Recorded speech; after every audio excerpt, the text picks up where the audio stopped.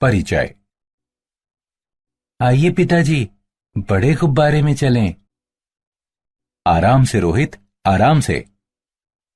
वाह, ये ऊपर जा रहा है। हम अब पक्षी की तरह उड़ रहे हैं। पिताजी, मैं आपसे कुछ पूछना चाहता हूं। हाँ हाँ रोहित, पूछो। ये वायु में ऊपर कैसे जाता है? इसमें हमने आवरण के अंदर उपस्थित वायु को गर्म करने के लिए गैसीय ईंधन का उपयोग किया है, जिससे गुब्बारा जमीन से ऊपर उठकर हवा में आ गया है। ठीक है पिताजी। मैं तुम्हें एक और बात बताना चाहूंगा कि गैसीय अवस्था की निश्चित आकृति नहीं होती। इस पाठ में हम द्रव्य की गैसीय व द्रव अवस्थाओं के बारे में सीखेंगे।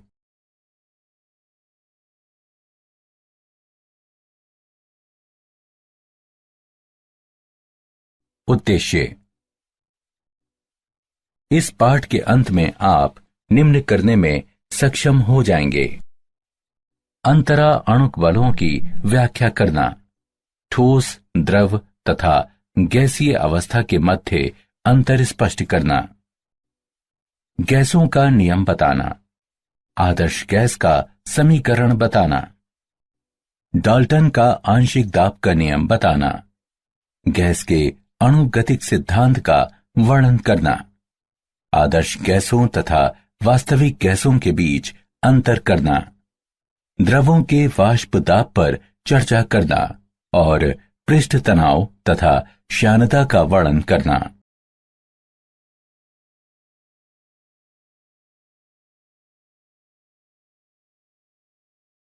अंतरा अणुक बल।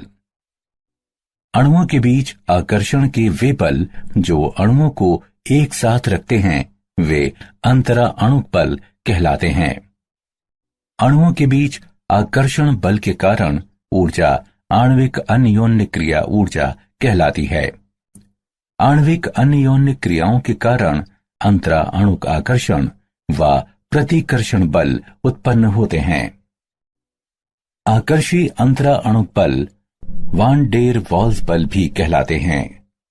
प्राकीर्णन बल अथवा लंदन बल। इलेक्ट्रॉन परमाणु पर अधिकांश समय सममित रूप से वितरित रहता है, लेकिन किसी क्षण में नाभिक के परितः इलेक्ट्रॉनों के वितरण में कुछ असम्मिति भी हो सकती है, जिससे एक विद्युत द्विध्रुव उत्पन्न होता है। यह द्विध्रुव एक विद्युत क्षेत्र उत्पन्न करता है जो निकटवर्ती परमाणु या अणु के इलेक्ट्रॉन वितरण को भी विरूपित कर देता है, जिससे वो भी द्विध्रुव हो जाता है। ये दो द्विध्रुव आकर्षित होते हैं और इनके बीच आकर्षण का यह बल प्राकीर्णन बल अथवा लंदन बल कहलाता है। ये अध्रुवीय अणुओं में तथा नोबल गैसों में भी होता है।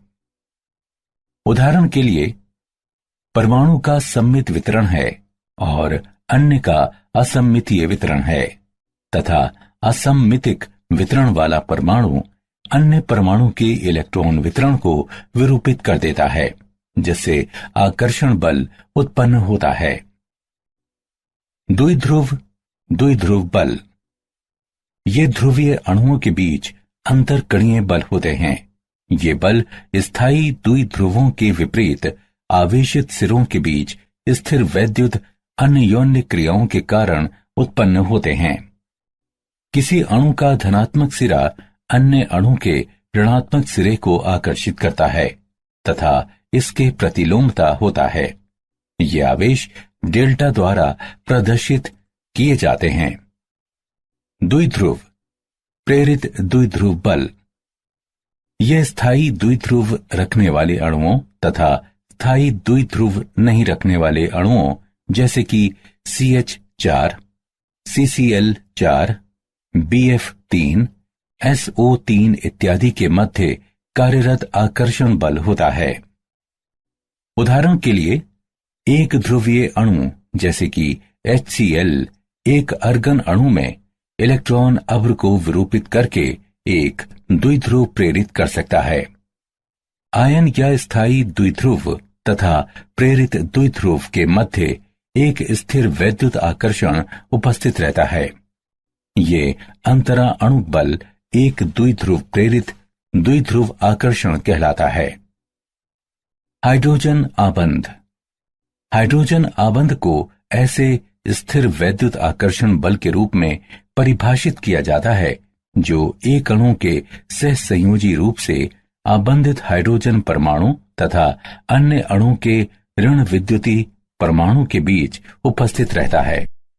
हाइड्रोजन आबंध को खंडित रेखा द्वारा प्रदर्शित किया जाता है। उदाहरण के लिए हाइड्रोजन फ्लोराइड के मामले में हाइड्रोजन आबंध एक अणु के H परमाणु तथा अन्य अणु के फ्लोरीन परमाणु के बीच उपस्थित रहता है, जैसा कि नीचे दिखाया गया है। हाइड्रोजन परमाणु को किसी उच्च ऋण विद्युती परमाणु जैसे कि फ्लोराइड, ऑक्सीजन या नाइट्रोजन के साथ आबंधित होना चाहिए। अन्य अणु की वैद्युत ऋणात्मकता जितनी ही उच्च होगी, हाइड्रोजन आबंध की दृढ़ता भी उतनी ही अधिक होगी।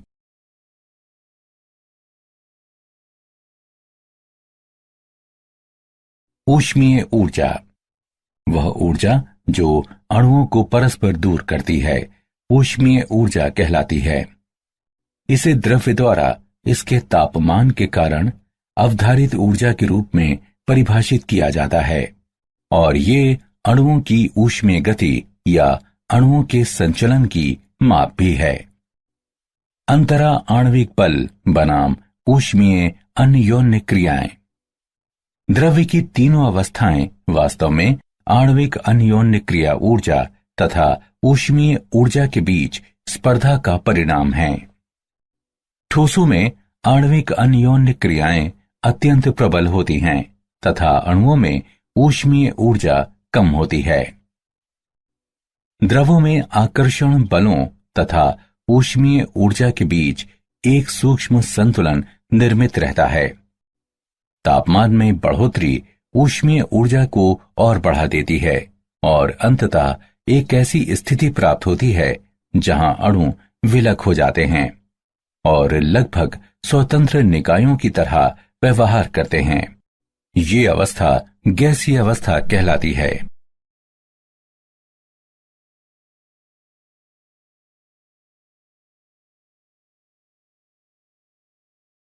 गैसीय अवस्था, द्रव्य की वो अवस्था जिसमें द्रव्य के कणों के बीच आकर्षण के आणविक बल न्यूनतम होते हैं, गैसीय अवस्था कहलाती है। गैसें उस पात्र को पूरी तरह से भर देती हैं जिसमें उन्हें रखा जाता है। गैसों की विशेषताएं। गैसों या उनके मिश्रणों का संगठन समांगी होता है। नगण्य अंतरा अणुक बलों के कारण गैसों का घनत्व अत्यंत कम होता है। गैसें दाब लगाती हैं। गैसों का ठोसों या द्रवों की तरह निश्चित आकृति और आयतन नहीं होते। गैसों की ऊष्मीय ऊर्जा आणविक आकर्षण से काफी अधिक होती है।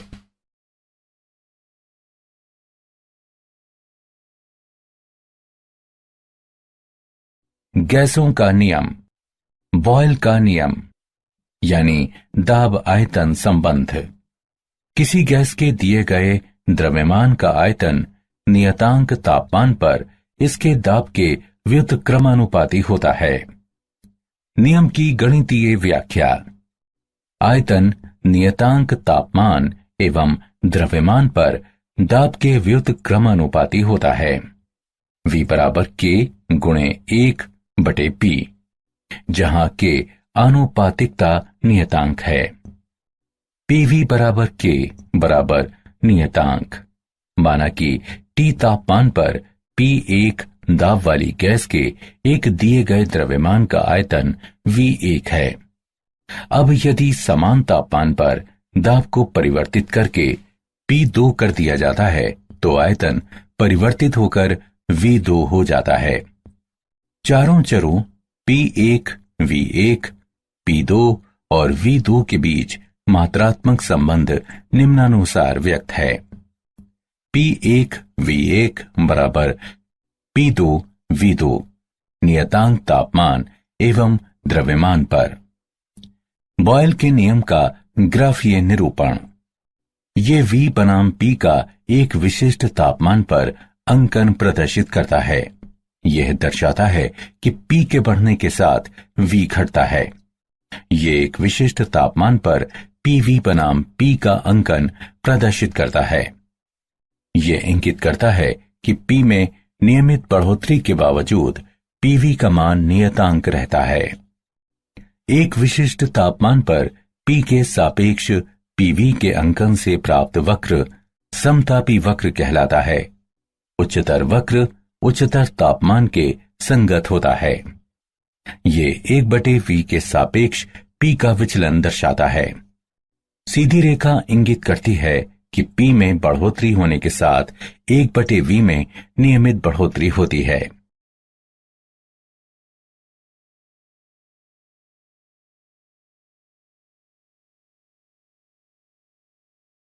चार्ल्स का नियम, तापमान आयतन संबंध।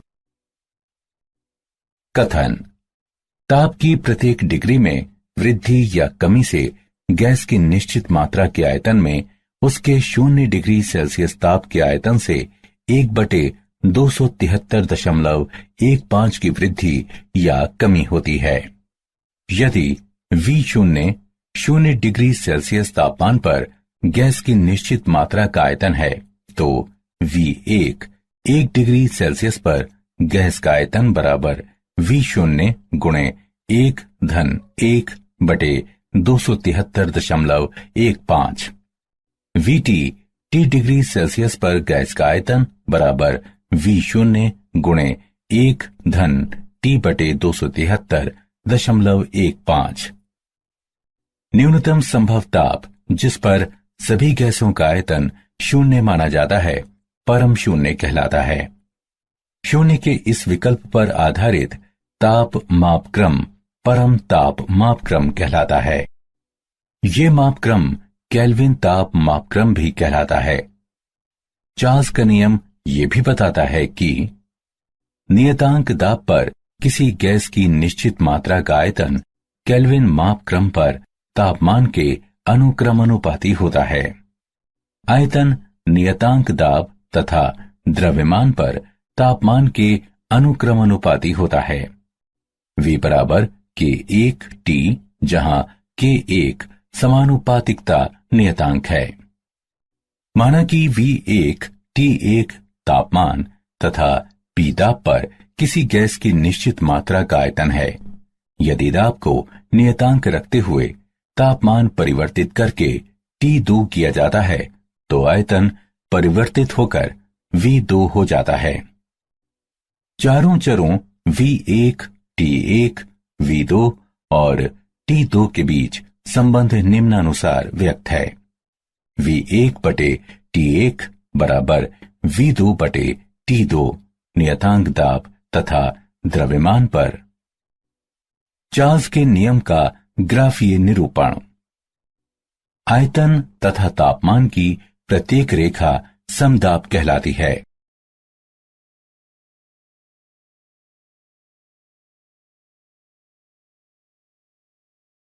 गै-लुसैक नियम, दाब ताप संबंध। यह नियम बताता है कि स्थिर आयतन पर किसी निश्चित मात्रा वाली गैस का दाब केल्विन तापमान के अनुक्रमानुपाती होता है। गणितीय रूप से दाब नियतांक आयतन तथा द्रव्यमान पर तापमान के अनुक्रमानुपाती होता है। P/T बराबर K2 नियतांक। माना कि T1 तापमान पर तथा V द्रव्यमान वाली निश्चित मात्रा वाली गैस का आयतन P1 है।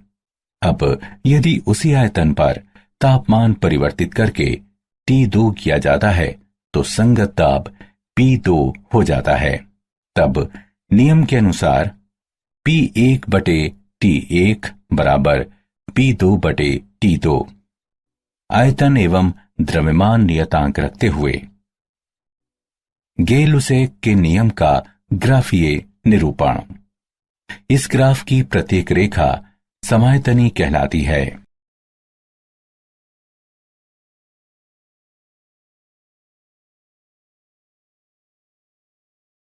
आवोगाद्रो नियम, आयतन मात्रा संबंध।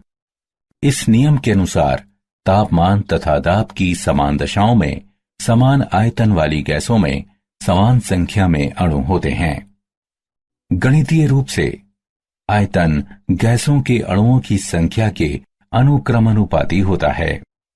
V बराबर K3n, जहां K3 आनुपातिकता नियतांक है। एक मोल गैस में अणुओं की संख्या 6.023 गुणे 10⁻23 होती है और ये आवोगाद्रो स्थिरांक कहलाती है। अणुओं की संख्या निम्न रूप में ज्ञात की जा सकती है। n बराबर है m/M के, जहां m बराबर अन्वेषणाधीन गैस का द्रव्यमान तथा M बराबर मोलर द्रव्यमान।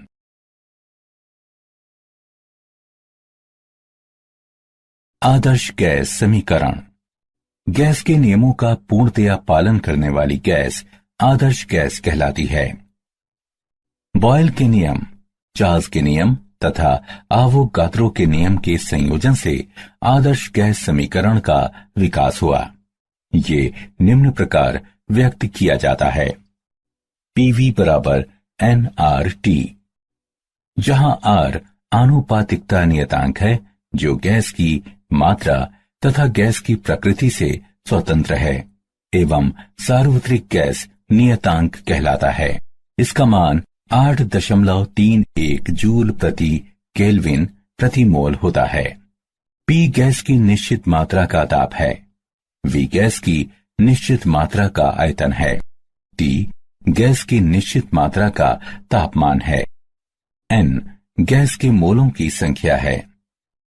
यदि निश्चित मात्रा में गैस के तापमान, आयतन तथा दाब T1, V1 और P1 से बदलकर T2, V2 और P2 कर दिए जाएं, तो हम लिख सकते हैं कि P1 V1 बटे T1 बराबर P2 V2 बटे T2।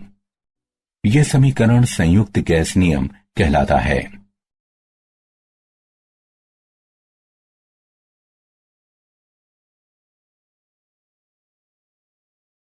मानक तापमान तथा दाब STP। गैसों के लिए मानक तापमान 0 डिग्री सेल्सियस 273.15 केल्विन तथा मानक दाब 1 बार या 10⁵ पास्कल के रूप में लिया जाता है। STP में किसी आदर्श गैस या आदर्श गैसों के संयोजन का मोलर आयतन 22.71098 लीटर प्रति मोल होता है। टॉर दाब मापन का एक अन्य मात्रक है। एक टॉर बराबर 133.322 पास्कल।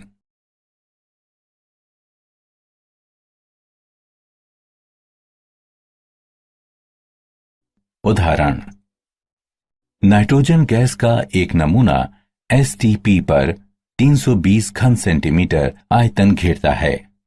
66 डिग्री सेल्सियस तथा 84,000 पास्कल दाब पर इसका आयतन आंकड़ित करें। हल दिया है। P1 बराबर 10⁵5 पास्कल, P2 बराबर 84,000 पास्कल, V1 बराबर 320 घन सेंटीमीटर, T1 बराबर 273.15 केल्विन, T2 बराबर 66 डिग्री सेल्सियस बराबर 66 धन 273.15 केल्विन बराबर 339.15 केल्विन। हमें ज्ञात करना है V2। अतः गैस समीकरण के अनुसार P1 V1 बटे T1 बराबर P2 V2 बटे T2।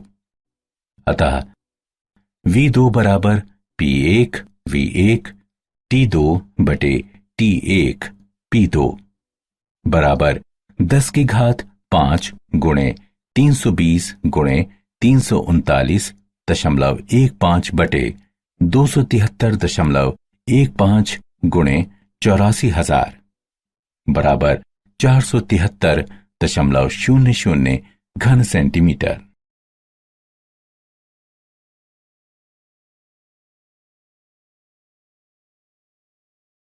गैसीय पदार्थ का घनत्व एवं मोलर द्रव्यमान। गैस का मोलर द्रव्यमान निम्न सूत्र द्वारा ज्ञात किया जा सकता है। m बराबर d गुणे r गुणे t बटे p, जहां d बराबर m बटे v गैस का घनत्व है, m गैस का द्रव्यमान है, v गैस का आयतन है, r सार्वत्रिक गैस नियतांक है, t गैस का तापमान है, p गैस का दाब है।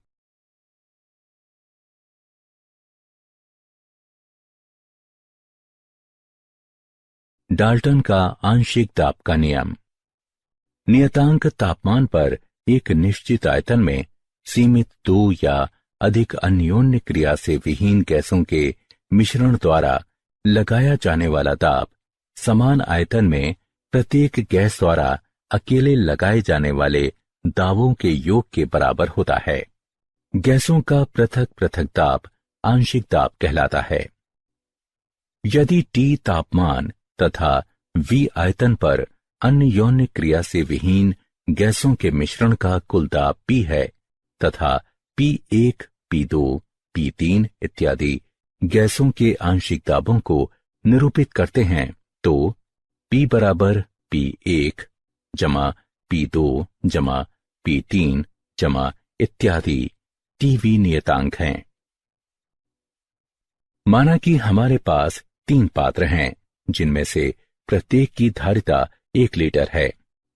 एक में नाइट्रोजन के X मोल हैं, दूसरे में ऑक्सीजन के Y मोल हैं और तीसरे में नाइट्रोजन के X मोलों तथा ऑक्सीजन के Y मोलों का मिश्रण है। सभी तीनों पात्रों को समान तापमान पर रखा गया है। अब यदि प्रथम पात्र से जोड़ा गया मैनोमीटर P1 दाब प्रदर्शित करता है तथा द्वितीय पात्र से जोड़ा गया मैनोमीटर P2 दाब प्रदर्शित करता है, तो तीसरे पात्र में दाब P1 जमा P2 होगा। जल वाष्प का दाब किसी विशिष्ट तापमान पर नियतांक होता है और ये उस तापमान पर जलीय तनाव के रूप में जाना जाता है। शुष्क गैस के दाब की गणना कुल दाब से जलीय तनाव को घटाते हुए की जा सकती है। P शुष्क गैस बराबर P माइनस जलीय तनाव। मोल अंश के रूप में आंशिक दाब। मोल अंश घटक के मोलों की संख्या का मोलों की कुल संख्या से अनुपात होता है।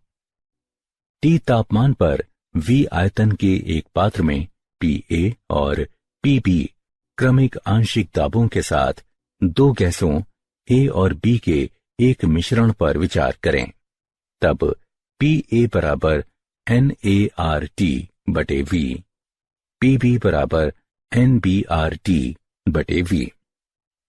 गैस A और B के आंशिक दाब को निम्नानुसार व्यक्त किया जा सकता है।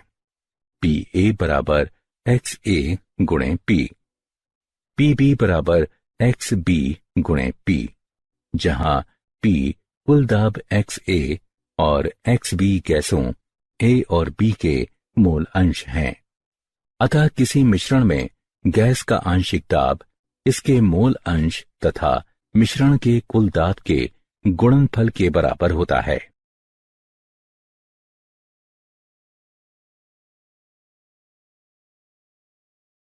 गैसों का अणुगतिक सिद्धांत। गैस के अणुगति सिद्धांत के अभिगृहित निम्न हैं। सभी गैसें अत्यंत छोटे कणों की बड़ी संख्या से निर्मित होती हैं, जो अणु कहलाते हैं। ये अणु बड़े अंतरालों द्वारा एक दूसरे से पृथक होते हैं, इसलिए अणुओं द्वारा अधिगृहित किया गया वास्तविक आयतन गैस के कुल आयतन की तुलना में नगण्य होता है। ये अणु विरामावस्था में नहीं होते, बल्कि इनमें तीव्र अनियत यानी यादृच्छिक गति होती है। इनकी गति के दौरान ये एक दूसरे से तथा पात्र की दीवारों से संघट्ट करते हैं, यानी टकराते हैं। गैस का दाब पात्र की दीवारों के विरुद्ध गैस अणुओं की बमबारी के कारण होता है। अणुओं का परस्पर तथा पात्र की दीवारों से संघट्ट पूर्णतया प्रत्यास्थ होता है, अर्थात गतिज ऊर्जा का ह्रास या प्राप्ति नहीं होती। हालांकि ऐसे संघट्टों के कारण ऊर्जा का पुनर्वितरण हो सकता है। गैस के अणुओं के बीच कोई आकर्षी बल नहीं होता, वे एक दूसरे से पूर्णतया स्वतंत्र होते हैं। किसी क्षण में विभिन्न अणुओं में विभिन्न वेग तथा इसलिए विभिन्न ऊर्जाएं रहती हैं। हालांकि अणुओं की औसत गतिज ऊर्जा परम ताप के अनुक्रमानुपाती होती है।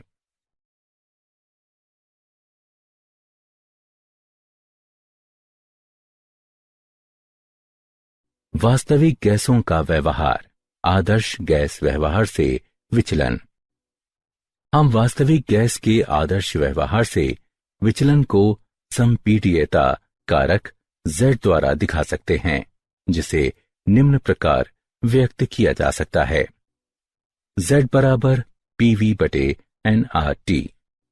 आदर्श गैस की स्थिति में PV बराबर nRT, अतः Z बराबर 1। वास्तविक गैस की स्थिति में PV Z nRT के बराबर नहीं है, अतः Z 1 के बराबर नहीं है। अतः वास्तविक गैस की स्थिति में Z का मान 1 से कम या 1 से अधिक हो सकता है। जब Z 1 से कम होता है तो इसका अर्थ ऋणात्मक विचलन से होता है। इसका आशय है कि गैस आदर्श व्यवहार की अपेक्षा से अधिक संपीडनीय है। जब Z 1 से अधिक होता है तो इसका आशय धनात्मक विचलन से होता है। इसका आशय है कि गैस आदर्श व्यवहार की अपेक्षा से कम संपीडनीय है। आदर्श व्यवहार से विचलन के कारक गैस के अणुगतिक सिद्धांत की दो दोषपूर्ण कल्पनाओं के कारण होता है, जो निम्न हैं। गैस के अणुओं का आयतन गैस द्वारा घेरे गए आयतन की तुलना में नगण्य होता है। गैस के अणुओं के बीच आकर्षण बल नगण्य होता है। वॉन डर वाल्स का समीकरण। सन 1873 में वॉन डर वाल्स ने गैस समीकरण को संशोधित करके इसे वास्तविक गैसों के लिए प्रयोजनीय बनाया, जो कि P प्लस AN वर्ग बटे V वर्ग गुणे V माइनस NP बराबर nRT। स्थिरांक A और B वॉन डर वाल्स स्थिरांक भी कहलाते हैं।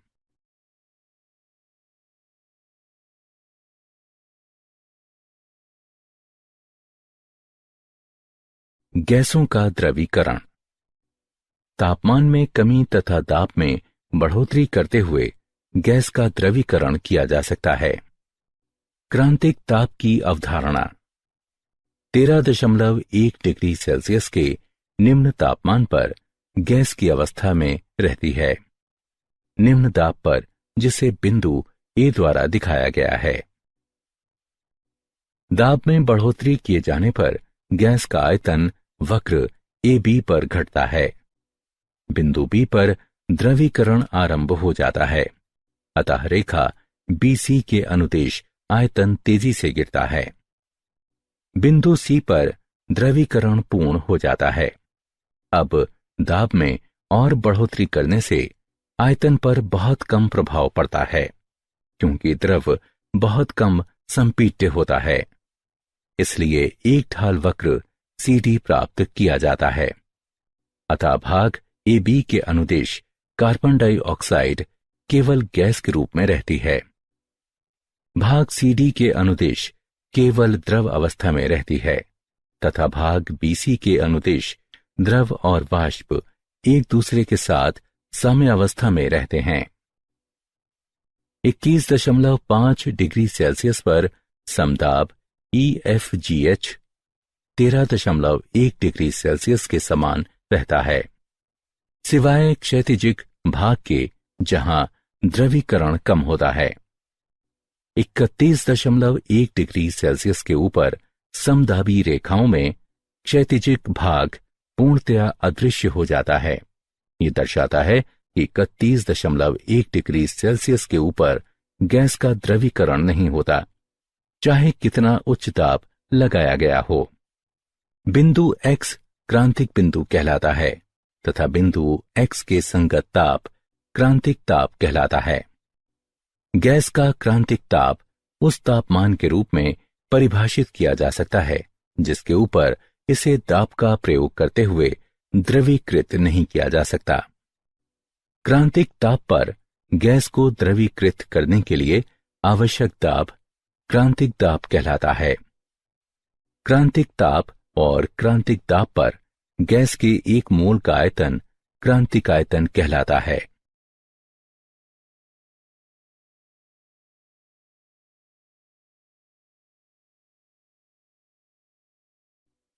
द्रव अवस्था।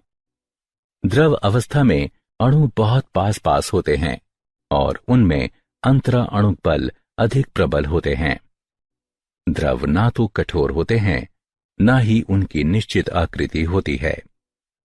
वाष्प दाब। द्रवों की वाष्प में परस्पर तथा पात्र की दीवारों से संघट्ट होते हैं और वो दाब लगाती है। वाष्प द्वारा पात्र की दीवारों पर लगाया जाने वाला दाब वाष्प दाब कहलाता है। वाष्प दाब तापमान के अनुक्रमानुपाती होता है। ये द्रव की मात्रा से स्वतंत्र होता है। एक बंद पात्र में द्रव के साथ साम्यावस्था में होने पर वाष्प द्वारा लगाया जाने वाला दाब साम्य वाष्प दाब कहलाता है। जिस तापमान पर किसी द्रव का वाष्प दाब बाह्य ताप के बराबर होता है वो द्रव का क्वथनांक कहलाता है।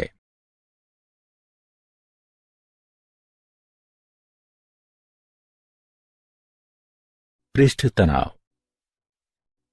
द्रव के एक पुंज में अणु सभी दिशाओं में निकटवर्ती अणुओं से एक समान आकर्षण बल का अनुभव करता है। इसलिए ऐसे अणु पर कार्य करने वाले आकर्षण का नेट बल प्रायः शून्य हो जाता है। हालांकि द्रव के पृष्ठ पर उपस्थिति अणु के ऊपर कोई अणु नहीं होते जो उसे आकर्षित कर सकें। ये द्रव के पृष्ठ पर आकर्षण का असंतुलन निर्मित कर देता है। परिणाम स्वरूप पृष्ठ पर के अणु द्रव के अंदर की ओर आकर्षण बल का अनुभव करते हैं। किसी समतल पृष्ठ पर पृष्ठ के समानांतर तथा पृष्ठ पर कहीं भी खींची गई एक रेखा की एकांक लंबाई पर लगने वाले लंबवत बल को पृष्ठ तनाव कहते हैं। इसे गामा द्वारा प्रदर्शित किया जाता है और इसका मात्रक डाइन प्रति सेंटीमीटर या न्यूटन प्रति मीटर होता है। द्रव का पृष्ठीय क्षेत्रफल बढ़ाने के लिए अंदर की ओर आकर्षण के सापेक्ष कुछ ऊर्जा आपूर्ति की जाती है। किसी द्रव की सतह में एकांक वृद्धि के लिए आवश्यक ये ऊर्जा पृष्ठीय ऊर्जा कहलाती है। अतः पृष्ठीय ऊर्जा वो आवश्यक ऊर्जा या कार्य होता है जो द्रव का एकांक पृष्ठीय क्षेत्रफल बढ़ाने के लिए आवश्यक होता है। इसे J/m वर्ग या न्यूटन प्रति मीटर में व्यक्त किया जाता है।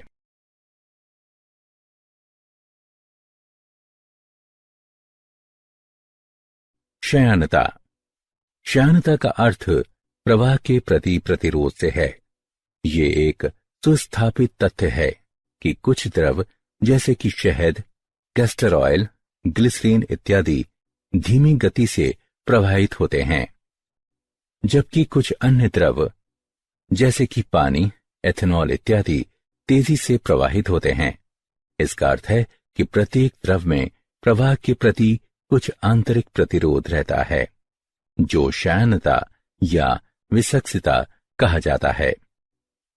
मंद गति से प्रवाहित होने वाले द्रव तीव्र गति से प्रवाहित होने वाले द्रवों की अपेक्षा अधिक श्यान माने जाते हैं।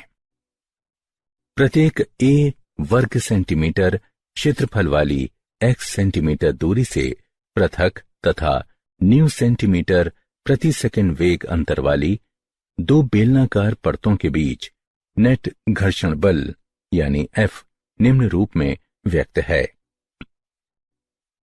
F बराबर ईटा A न्यू बटे x, जहां ईटा श्यानता गुणांक है। अब यदि A बराबर 1 वर्ग सेंटीमीटर, न्यू बराबर 1 सेंटीमीटर प्रति सेकंड तथा x बराबर 1 सेंटीमीटर, तो F बराबर ईटा। अतः श्यानता गुणांक को उस घर्षण बल के रूप में परिभाषित किया जा सकता है जो 1 सेंटीमीटर की दूरी और 1 वर्ग सेंटीमीटर क्षेत्रफल वाली दो समानांतर परतों के बीच 1 सेंटीमीटर प्रति सेकंड का वेग अंतर बनाए रखने के लिए आवश्यक होता है। श्यानता का SI मात्रक न्यूटन सेकंड प्रति मीटर वर्ग सेकंड या 1 पॉइस होता है।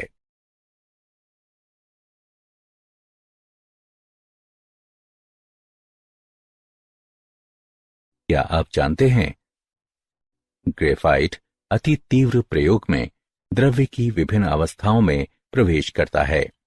पहली बार वैज्ञानिकों ने एक एक्स किरण विकृत मिनरल को द्रव्य की दो विभिन्न अवस्थाओं में लगभग 40 फेम्टोसेकंड में जाते देखा। नई द्रव्य संश्लेषण प्रौद्योगिकी, अल्ट्रा फास्ट इमेजिंग तथा उच्च ऊर्जा घनत्व विज्ञान के विकास में ठोस से द्रव तथा प्लाज्मा अवस्थाओं के अति तीव्र चरण पारगमन महत्वपूर्ण हैं।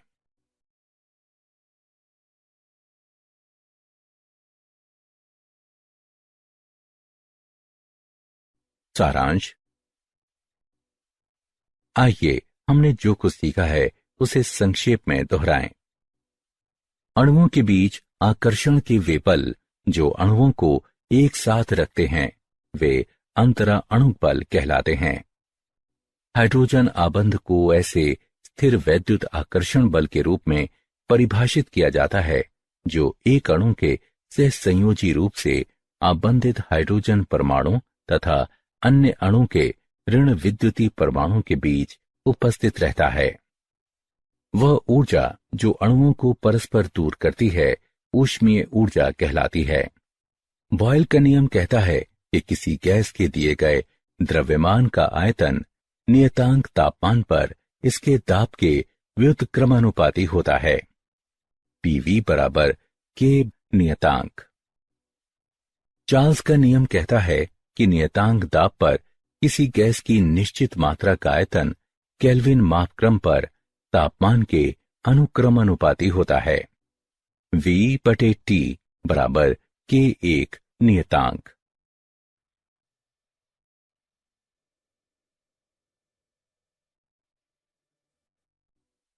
गे-लुसैक का नियम बताता है कि स्थिर आयतन पर किसी निश्चित मात्रा वाली गैस का दाब केल्विन तापमान के अनुक्रमानुपाती होता है।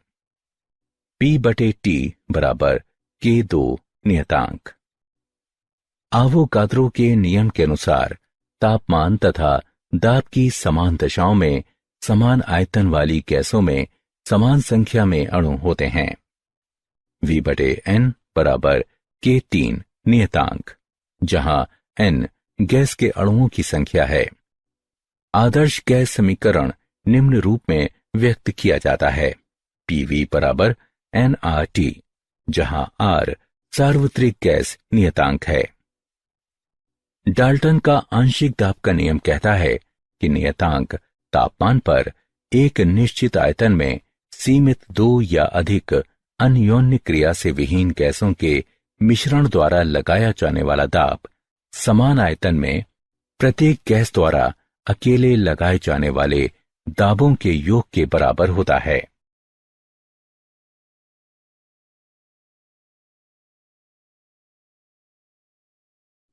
तापमान में कमी तथा दाब में बढ़ोतरी करते हुए गैस का द्रवीकरण किया जा सकता है। वाष्प द्वारा पात्र की दीवारों पर लगाया जाने वाला दाब वाष्प दाब कहलाता है। किसी समतल पृष्ठ पर पृष्ठ के समानांतर तथा पृष्ठ पर कहीं भी खींची गई एक रेखा की एकांक लंबाई पर लगने वाले लंबवत बल को पृष्ठ तनाव कहते हैं। इसे गामा द्वारा प्रदर्शित किया जाता है और इसका मात्रक डाइन प्रति सेंटीमीटर या न्यूटन प्रति मीटर होता है। प्रत्येक द्रव में प्रवाह के प्रति कुछ आंतरिक प्रतिरोध रहता है जो क्षयणता या विसक्सिता कहा जाता है।